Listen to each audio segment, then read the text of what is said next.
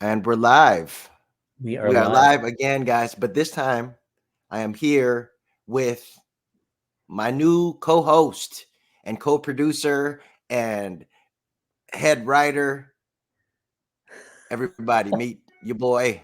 See, I still don't know how to point with these things with the live stream, but Oh, your boy okay. Chris Mateo, baby. Hey, what's I'm so up? excited to have you here on the show, man. Because I wanted to introduce you first because man, you are like the ultimate resource. You were the digital team lead for the FilAms for Biden thing in 2020 that kind of pulled me in and helped me produce what we produced back then. And now we're joining forces again and teaming back up.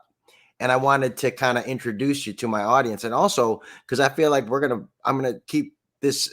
I'm starting to learn how to use StreamYard, Yeah. so this is really. I'm Mitch and I are making adjustments as we go with each production, and then you can also help with that. But yeah, man, I'm happy to welcome you to the team. Thank you. No, I'm So thank you for having me, and just call me a gopher. Like, we don't have to be a producer or whatever. Just no, whatever you you're need. not a gopher, Go bro. for You it, are 'cause we are equals. that's what I'm We are used to doing. equals. I'm gonna stop that right. I'm gonna nip that shit right in the bud. You are not a gopher for shit. You are an equal to me because and I said this to Mitch when we started doing the Kanakuya podcast. Your voice, your opinion, your you have as much weight as I do in this thing because we're the 1-2 productions. It's not, we're Yeah. all the 1-2 because we're trying to tell stories that haven't been told before, tell them from a different perspective. Yeah. So, you don't discount yourself. Even from jump, I'm already coaching you to not no, You're don't you're do right. that I do want because to point something out because it's been hitting me. I don't know if you can see my shirt, but I got this instead of the this is a play on the Warriors of the city, and now it's like the bowl because it's API Heritage Month.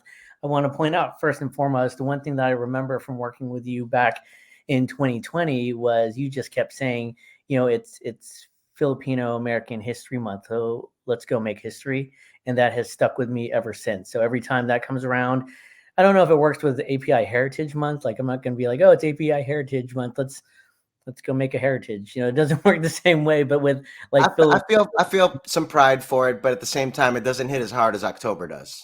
no, yeah. Just I want to point that out because all the API stuff is in my face. But then whenever something Filipino comes up, I'm like, yeah, let's wait till October because we're gonna make history again. So, but definitely that stuck with me, and so that's just one of many reasons I wanted to work with you. So this is just phenomenal, and I'm just so excited and just grateful that I can even help out even just a little bit. Whatever you need, just I'm here, and so I'm just so excited to see what comes of this. So.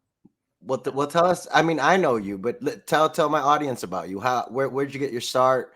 Like, I know you were in college and you were majoring in what was it again? English, specifically No, but no, creative. no. But there was a thing where your major went away, like your initial Oh, major went away or something. yeah. Like, how does that even work?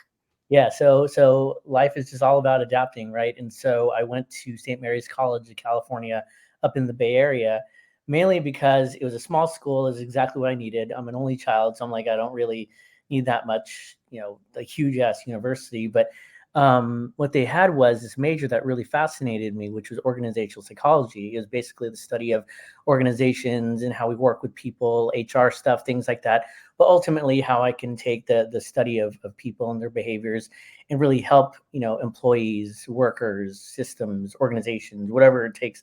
And I got there, and the first thing, it was cool because my original advisor was this Filipina who I'm actually still friends with, and her daughter and my wife and I are all friends still. And like, we got along really well. And she pulled me aside. She said, like, I'm happier here. We need more APIs at the school, but your major is going away because nobody signed up for it except for you. And I'm like, oh, okay. Well, I thought this was innovative and new. She was, it might be, but not for this school. And so I said, okay, well, let me try psychology for a little bit. I took intro and I was like, no, this isn't for me. This isn't what I signed up for. But luckily, I had a good mentor in my freshman English professor, and he just said, like, your writing is just on point. You obviously love it. You're funny. why don't you go write for the newspaper? Why don't you go do, what do you want to do? I said, well, if I'm going to write, I'm going to write something funny because I want to make people laugh. And so ultimately I switched over to become an English major, and, I was just on this path to write sitcoms. And so I was like, okay, I'm going to go all in on this. And shortly after, I met the president of our Asian club, and she was like, what do you want to be when you grow up? I said, I want to be a sitcom writer. And she didn't laugh at me. She just said, that's amazing. Like, I hope and wish the best for you. And I was like, thank you. That means a lot. And I was trying to date her, and I thought she was going to be like, she's Filipino, and she's like, no, this is amazing. I was like, oh, you don't care that I'm not going to be a doctor, a lawyer? And she's like, no, I know what I'm going to be. I know that I'm going to be an executive. I know I'm going to change the world, social justice, all this stuff. She goes, I'm just happy that you have something you wanted to do that you're passionate about. I appreciate that. Fast forward 20 years later, we're married. We're now empty nesters. And she's still reminding me, she's like, where's that sitcom, babe? Like, you have it there. You have to submit it. You got to go back to your comedy writing. You don't have a son to, for you to go, oh, he's robbed you of your 20s, and you got to focus on getting a real job and all this stuff. And she's like, we're done with that. We're here now. We got a new house. He's at UC Santa Cruz. Go banana slugs. Make this happen. She's like, I've always believed in you, but you gotta do the work and make it happen. So I was like, all right, I'm gonna take my improv class. I'm gonna put it out to the universe. I'm gonna call my friend Erick and be like, hey, you're the pro, you're the stand-up. What do I need to do to make this happen? And he's like, you gotta write for me. I'm like, oh, okay, let's make this happen. What do you need? And he's like, let's just do this. And so you put it out to the universe, especially something that you love so much. And when you have that support of the person in your life that has always believed in you, it's like, I feel unstoppable. So that's where we are. And things have aligned, and you and I have been contacting back and forth for the last few years. I just knew you were the person to just go to and say, whatever this looks like, you're the person I want to learn from and make stuff happen. So, bro, I appreciate that. Really, I do. And yeah, I couldn't have done what we did in 2020 without you. So your guidance through all that stuff, and your knowledge of all the political community and the Filipino American political community. You basically know every Filipino American elected representative in California, and they're all on your on your favorites call list on your phone. You've really worked with everyone from Rob Bunta to just every single notable Filipino American politician you can think of. You helped them or was part of their rise to fame and rise to office. So I mean you wanted to and now you're going to say I want to help you write comedy? Are you kidding me? Come on, let's go, homie. Come on. Because it's funny that you say your wife and how she's very adamant about social justice, and and how you say that she supported you and she supported your dreams and your wishes. I remember when I had just done Magno Rubio in Chicago, and I turned equity, and I was not getting turned down, but I was having to turn down the non-equity shows that were my bread and butter in Chicago when I was there. My lifeblood, teach me how to act, teach me how to be on stage and the whole thing. And then my wife was like, well, what do we do? And I'm like, well, it's either New York or LA at this point, because I have a SAG card and now I have an equity card. So it's whether I want to be on stage or I want to be on TV and movies. And my wife was like, I don't want to live in New York. It's too expensive. It's too crowded. And I'm from Iowa. And I'm like, okay. And she's like, but I have always wanted to live by the beach. And I'm like, perfect. Okay. So I went to LA once, by myself in 2001. And then when I met her, we after we got married, we moved back and we came back here, and we've been here ever since. We have both my daughters, and yeah, man, I'm at a point now where I've found, because in Chicago you don't have this stuff. I mean, we're just now getting to have, my generation X, and even maybe the subsequent generation before, we're just now having some representatives from those generations running for office in Chicago. Yeah. But in here, you have generations of folks that have been in office, and it's surprising that there still has never been a Filipina. Like I interviewed Jessica Coloza just recently, and there's never been a Filipina in state assembly. And even Isabel Jurado, and how there's never been a Filipina in the Los Angeles City Council. So the fact that you've been a part of this whole thing, man, because I don't want to just let me I'm going to pause because I'm in a Kendrick, confrontational way. I'm in a confrontational mood, but I'm going to say it like this. I don't want to be just another Filipino American comic who makes people laugh. You knew that when you met me. If any of y'all have been following me since, the Mini Pacquiao days, you know that I'm not trying to just make you laugh. I'm trying to make you think. I'm putting historical things in my comedy. I'm putting, different context in my comedy. And also I'm doing this podcast where we're talking about current events and current things. And to kind of like, we're only on the first 10 minutes, right? Yeah. So I kind of want to give them a feel of our rapport and our thing, because we were already talking about what's going on in pop culture, because this is going to go up on Friday. The audio of this is going to go up on Friday, and maybe some of the clippets of this are going to go up tomorrow or whatever. I don't know. We're going to play with this because this is fun. I'm enjoying this very much. So part of what I wanted to bring Chris here for is for someone to, have a little back and forth on pop culture and the days of going on, because you're talking about a cat who has been involved in politics and knows the ins and outs of politics and how politicians move. And now you got a comedian who studied political science and wants to make you laugh, but also wants to make you think. Mm-hmm. Because again, Kendrick inspired me, because I don't want to spoil it, so I'm not going to spoil it yet, but there is going to be a Euphoria freestyle against Tagalog Kurt from me. There's something's coming. That's all I'm going to say. All right. I'm excited.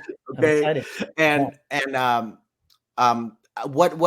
What do you think about the whole hip hop thing that happened this past weekend? I just to divert the conversation for a little while, loosen us up and have a little fun, and also stay current with the podcast. So what do you think of the current I almost don't want to call him Drake anymore. I'll say Aubrey versus Kendrick beef. I had to get educated from my son. Like, we were out celebrating some stuff this weekend, and he came down from college, and he just told me about it and how he felt. And overall, from what I've heard, plus his kind of take on it, I think overall it's like, you're going to have this beef. You're going to have these people, this back and forth, these rap battles, these diss tracks, and all these things. For me, as somebody who feels like an emerging artist, I think a lot of it is just, it's funny. It's also like serious, because like they're getting into some really deep stuff about each other. But as somebody who's just watching from the outside, it's like and somebody who appreciates the art of it. And one, like, just Kendrick, just amazing. Just as a lyricist, I respect him so much. My son gave me like one of the best compliments he's ever given me. He's like, Dad, I think you'd like Kendrick. He's a really good lyricist, and you're a good writer. I was like, all right, so let me try to write stuff. He's like, I didn't say that. I just said, like, I think you'd like him. I'm like, oh, okay. He's like, don't try anything. But to see them and see what comes out of emotion, regardless of what it is, like, that's the art of it, right? I mean, like, if you're happy, if you're sad, if you're elated, if you got broken up with, if whatever, and you can turn that into something to create something that's just beautiful in its own way, because it's coming from the most purest, authentic part of yourself. That's inspiring. Like you said, like, it inspired you to do that. It's so inspiring, because like, I'm a child of hip hop. I'm 50 years old. I'm literally as old as hip hop. Okay? Hip-hop, yeah. I am, right? I saw all the battles. I followed all the battles like the Super Bowl, just in the same way that we were all doing that this past weekend. I followed all of them. Cannabis and LL and Nas and Biggie. I'm sorry, Nas and Jay-Z and Biggie and Tupac and Biggie and Tupac was crazy. Part of the reason that Biggie and the significance of Biggie and Tupac were the ramifications of this current beef, because if Drake hadn't used the AI with the Tupac stuff, I really don't think Kendrick would have gone at him so hard. Yeah. But then when he brought up his family, but the details of the rap are neither of the battle are neither here nor there. There's always, and I've been listening to a lot of coverage of this, and I've been listening to a lot of people who know a lot more about hip hop even than I do. And the talk of it now, since it's kind of like come to an end, is there's like this cultural shift. You know what I'm saying? Like there was Kendrick, who is this authentically, young kid from Compton, first album, Good Kid, Mad City, which if you haven't listened to any of Kendrick's albums, listen to all his old albums. Like Mr. Morale and the Big Steppers, I re-listened to it during this beef, and the song that Drake refers to in the beef, The Mother I Sober, I was listening to that shit in my backyard, and I'm like talking about it and recounting it now, like makes me choke up, because that song, it's not even a song. That shit is a catharsis. Like it is a beautiful song about this guy and generational trauma, and it's like, and it applies so much to a lot of details even in my own life, that's what an artist can do. You know what I'm saying? That's what art can do. That's what hip hop can do. That's what music can do. But for me, as a comedian, I feel, just in the way that Richard Pryor did, just in the way that, all the other allegations aside, the way that Bill Cosby did, the way that Eddie Murphy did, the way that Dave Chappelle did, the way that even Jerry Seinfeld, dumbass, right now, I mean, he's saying some stupid shit now, but the way he shifted the culture when he was at his height and at his pinnacle. Comedy can also change it, because we're, in a lot of ways, I feel like comedians are today's philosophers and moralists, in the same way that your MCs in hip hop are the same thing. They're the philosophers, they're the moralists. And obviously Kendrick is the best of the philosophers. He's the best of them. Like when you listen to Mos Def and his opinion of Drake and how he's, it's nice when when you're in Target, aggressive shopping, it's very consumerism. And there's this movement. Look at the kids in the colleges right now. It's this cultural shift where,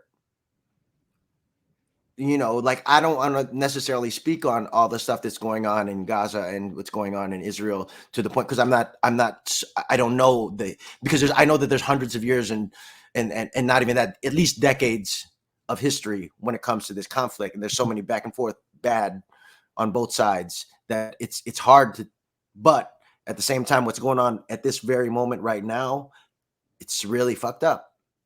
And it kind of brings me to another rap that is currently, like, this guy Macklemore. Have you heard this Macklemore rap?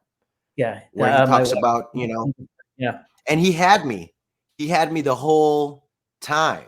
You know what I'm saying? Like, he had me throughout the whole thing until he said, and fuck no, we're not voting for you in November. And I was like, so what's the alternative, bro? You get, like, we understand that Hamas is messed up, but what's the alternative? Because the other alternative is farting his way awake in court right now. If farting his way awake, does that make sense? That farting himself, there it is, farting himself awake. Yes, that's what Amber Ruffin said on Seth Meyers. She said he was farting himself awake, which is funny as shit, but it's true. Is this old fat man sitting in front of the porn star that spanked him with his magazine on his face, that he told reminded him of his daughter. I know we know these things, but it's just, I can't even, how? What is this? I get it. I understand all I can't even begin to try and justify what's going on in Hamas. There's nobody can do it. And at the end of the day, the person you need to keep blaming is Netanyahu. From everything that I've said, everything I'm looking at, the first person and last person you should be blaming is Netanyahu, because at the end of the day, and I'm not trying to justify, because he could have stopped. I don't know. We could talk about this more as we go, but it's funny that the hip hop, there was a line in the Macklemore in the Macklemore rap where he talks about, and no, we don't need a response from Drake. So he wrote this shit this weekend or at some time where he's like, hey guys, we shouldn't be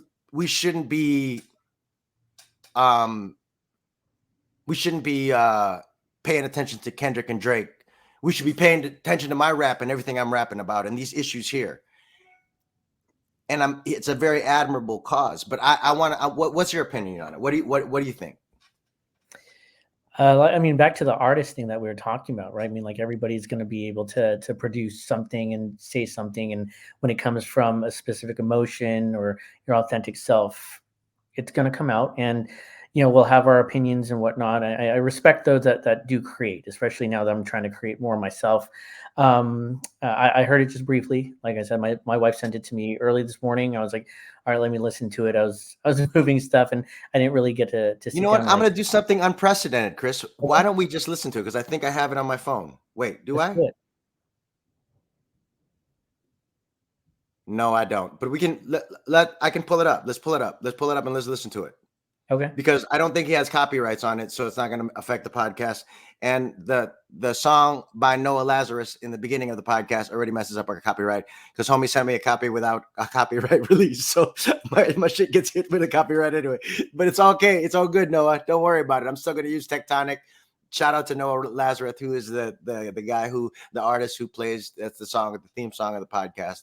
But here, let's listen to it, and then you can give me your opinion on it. I think that'd be cool. Yeah. Let's see. Okay, Macklemore. I saw somebody else on a podcast do this morning, and I was like, "Oh, that's a fucking good idea. Let's do that." So here we go. Let's go ahead.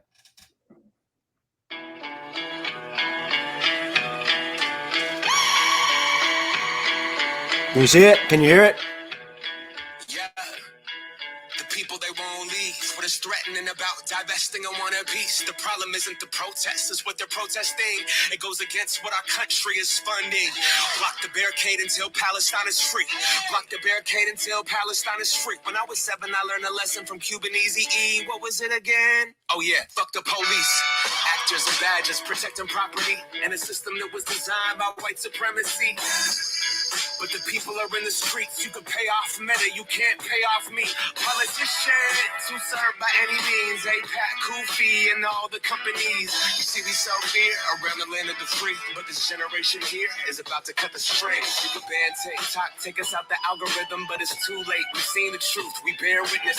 Seen the rubble, the buildings, the mothers, and the children, and all the men that you murdered. And then we see how you spin it. Who gets the right to defend and who gets the right of resistance? It's always been about dollars and the color of your pigment. But white supremacy is finally all glass, screaming free Palestine to their home at last. We see their lies and claiming it's anti-Semitic to the anti-Zionists. I seen Jewish brothers and sisters out there reviving in solidarity and screaming free Palestine with them organizing and learning and finally cutting ties with the state that's gotta rely on apartheid system to uphold an occupying violent history been repeating for the last 75. The Nakba never ended, the colonizer lied. If students in tents posted on the lawn, occupying the quad is really against the law, and the reason to call in the police and their squad where the genocide land in your definition, huh? Destroying every college in Gaza and every mosque, pushing everyone in the Rafah and dropping bombs. The blood is on your hands, Biden, we can see it all, and fuck no, I'm not voting for you in the fall. That's where he lost me. Can't twist the truth, the people out here united, never be defeated when freedom's on the horizon. Yet the music industry's quiet, complicit in their platform of silence.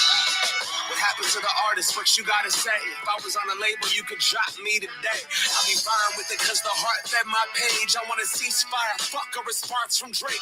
What you willing to risk? See? What you willing to give? What if you were in Gaza? What if those were your kids? If the West was pretending that you didn't exist, you want the world to stand up and the students finally did. Let's get it.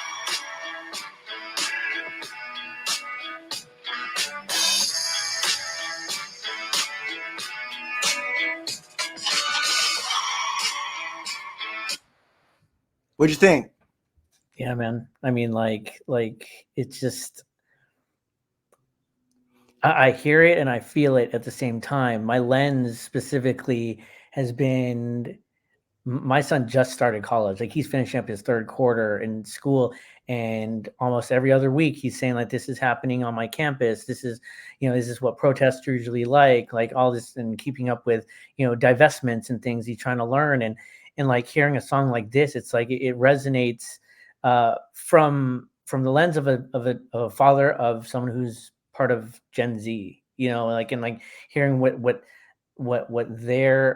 matters to them and why it's important because of all the, like, it just, forget the both sides. We got to make this right. Like, I mean, you're making us choose, but the only thing that really matters, like, stop killing people. Like, these people are dying, children are dying, and you guys are like torn because of left or right, or A or Z, or whatever the case may be. And like having these kids that are just so sharp, man. They're so sharp. They know, like, what's the bottom line. They've had the world's information in their hands and been militarily trained every day in school to barricade their doors. Like, these kids are a different breed of kids. I don't like, I empathize with everything they're talking about. The only thing, and I've always empathized very much more on that side of things. I very, very much lean very, very, obviously, I'm very, very left, to the point where sometimes we have to have discussions about what I can talk about when we were talking about stuff during 2020, because we were representing FilAms for Biden. And I still want to do that. And that's part of what why I want to talk about it here. That sentiment, I can understand, and I empathize with that sentiment. I have a lot of friends who have that sentiment. Why we got to choose between these two old guys again?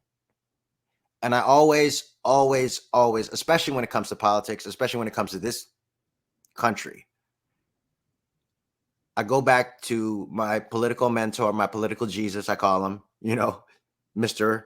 Barack Hussein Obama. Yeah, I say Hussein because I want to say his whole fucking name, because it's authentic and good. It's all of them. Yeah, but Barack, when Barack was on, and that's why I have this podcast, literally the fucking moment he said this shit on Mark Maron's podcast on WTF.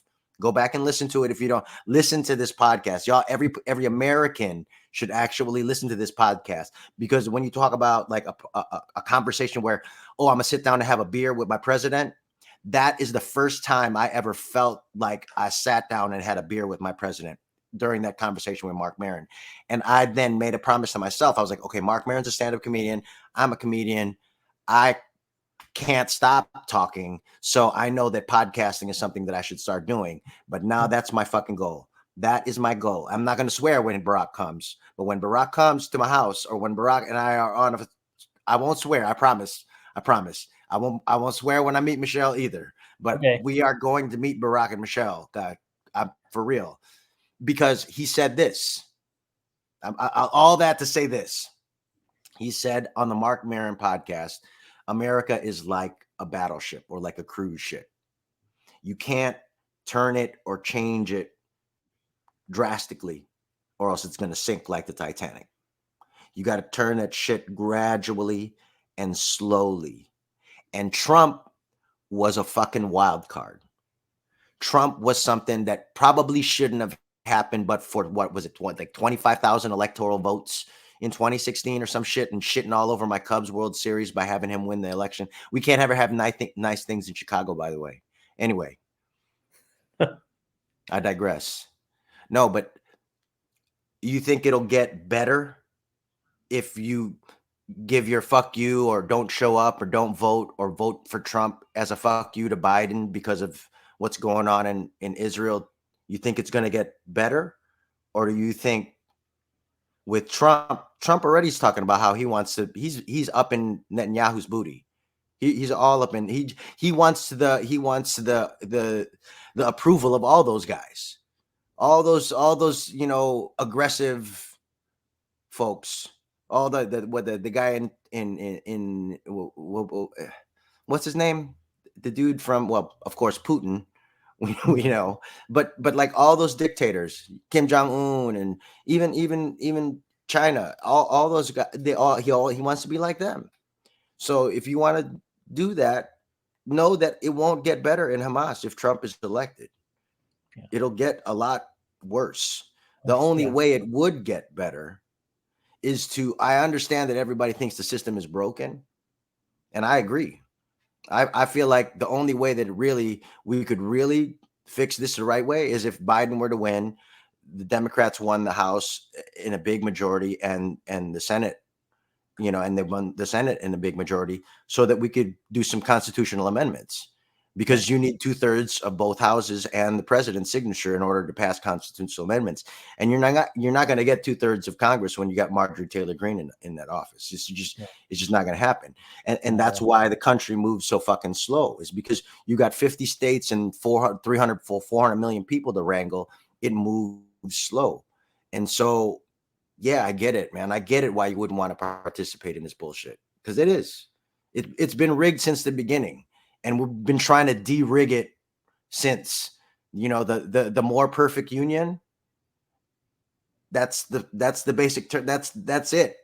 The more perfect union. It's not perfect, and we got to try every day to make it that way. It's never gonna probably be perfect. Yeah. But that's what we're trying to. That's what a democracy is, and everybody got to be involved. And if you check out because of how you feel about one person or another, I don't know. Times are crazy nowadays, and I don't want them to get crazier. I'd rather have the old dude. Jimmy Kimmel said this line. Let me read this line, because this shit is crazy. It blew my mind when he said it, and I want to read it and give him his credit, because not only did Kendrick and Drake have bars this weekend, but Jimmy Kimmel had some bars too. Right here, he goes, "Just because you think Alfred is too old to take care of the Batcave, don't replace him with the Joker." Jimmy Kimmel, y'all. Love it. Yeah. You know what I'm saying? So yeah, let's talk about that. Let's talk about how you ran the digital arm of FilAms for Biden during 2020.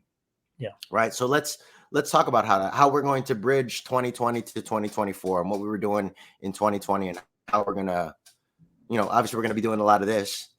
But also, what do you think? What do you think? What do you think about 2024? What do you think in the next couple of months? What is your prognostications, Chris?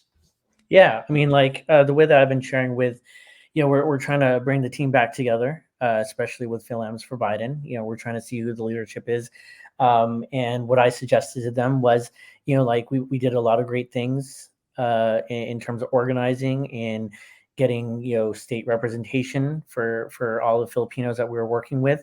I think if we were very focused on, and I'm biased because I had such an amazing digital team, but if we did digital first in terms of the campaign outlook, and like what we're like all these different formats that we've learned from, that we've almost perfected. I mean, like even with like you learning StreamYard is just a great idea, because it's like we have these tools in front of us, and for us to utilize them is great.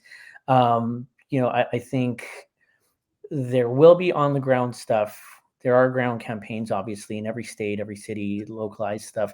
But in terms of a campaign like this, which has, like an amazing team, limited resources, limited time for a lot of folks that have gone on to be, like in the White House even. We've got folks that are working in the White House, in the administration, elected officials that were already there that have moved on up.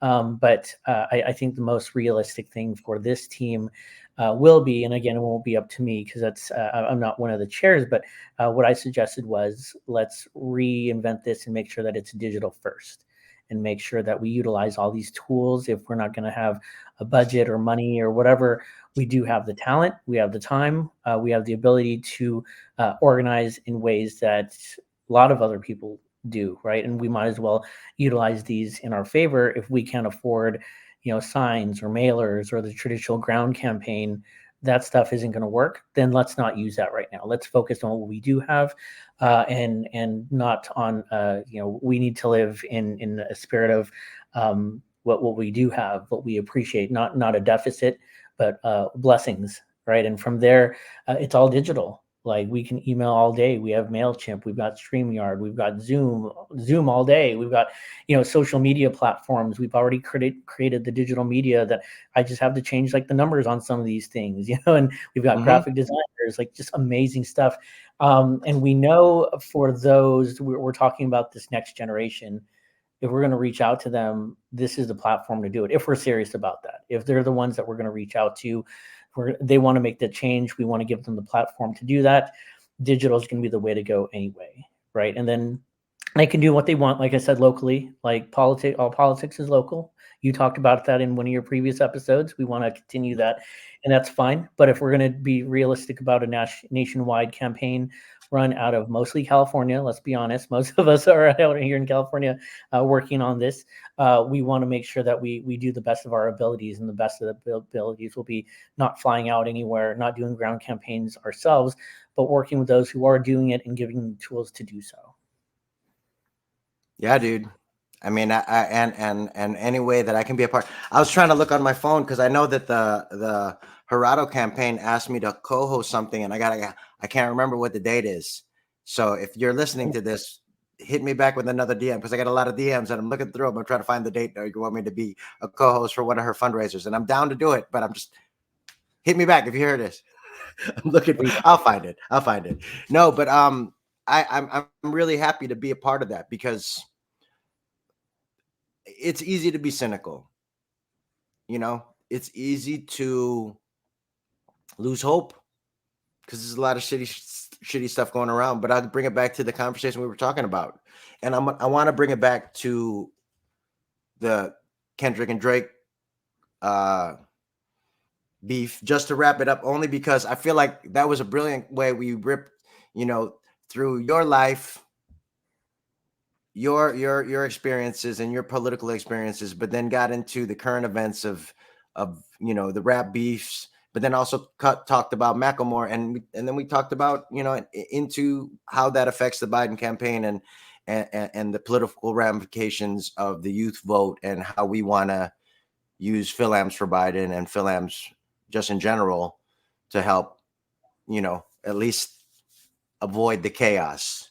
Yeah. Right. And I wanted to share and end the podcast on this note. I found this video off this lady, and again, I saw this on another podcast that was covering the rap beef, and I thought it was a poignant and really way of kind of summing up our podcast and our discussion, because I feel like the cultural shift that happened when the consumerism rapper, who's always been popular and whatever has been kind of torn down, and the conscious rapper that talks about going to therapy and having a good relationship with your kids and being a good dad, and that's the one that's being exalted. And I want to play this video that this other this is not, I'm starting to play these videos on this podcast because I saw it on another podcast and I thought it was a great thing. But I want to play this because it really touched me. It almost gave me a little lump in my throat, only because I've taught high school and I've taught kids, so I know how kids can be. So let's just say it like that. But anyway. If anyone needed further proof that Kendrick is winning this thing, you should have stepped foot in a high school today. I, up until today, taught at a very Drake-centric high school. Rich Baby Daddy is the most frequently requested song to put on my class playlist. If I ask students what they're listening to in their headphones, Drake. The week after the leak was a nightmare. But today I walk in and I can feel that there has been a tectonic shift. The second I walked into the building, I could hear the buzz. I could kind of overhear the conversations, and I was like, oh my God. This is a Kendrick school now. I polled my classes on what they thought, and they were ready to throw down for Kendrick. I had like one Drake defender in each class, if that. And honestly, I feel bad for those kids because they were getting screamed at. I had a kid walk into class, phone over his head, blasting BBL Drizzy. And then he went up to his friends and got them to freestyle on it. Like, excuse me? This was a Drake high school. I have students who hate reading who are doing the most meticulous, close reading of these lyrics that I have ever seen. They're finding subtle quadruple entendres and explaining them eloquently to their peers. This is a cultural moment and a true educational experience for everyone. Love it. Follow her at Still a Teacher on TikTok. Still a teacher. She's just TikTok and wisdom, guys. Yeah. But that right there, when she talked about how these kids who don't even like to read are finding triple and quadruple entendres in Kendrick's words. Yeah. So now I'm going to read another quote, and I don't know why, but I'm getting emotional because this shit means a lot to me. Yeah. You're a teacher, you're an artist, you're a parent. I'm a teacher, I'm a parent, I'm a comedian teacher. Yeah. I want to teach people how to be funny and all that stuff. You know me, you know my story. We'll talk about that next episode. I ain't tripping. but here. Okay. And we're going to end on this. And I am going to use this energy of this quote to propel us towards the subsequent episodes that we're going to do. Okay. I got to prepare myself. I haven't been acting in a while. I got to make sure that I don't cry with this bullshit because hip hop means a lot to me. And this moment I want to acknowledge that moment because literally when I saw that first time with the teacher and she talked about how, because words mean so much to me.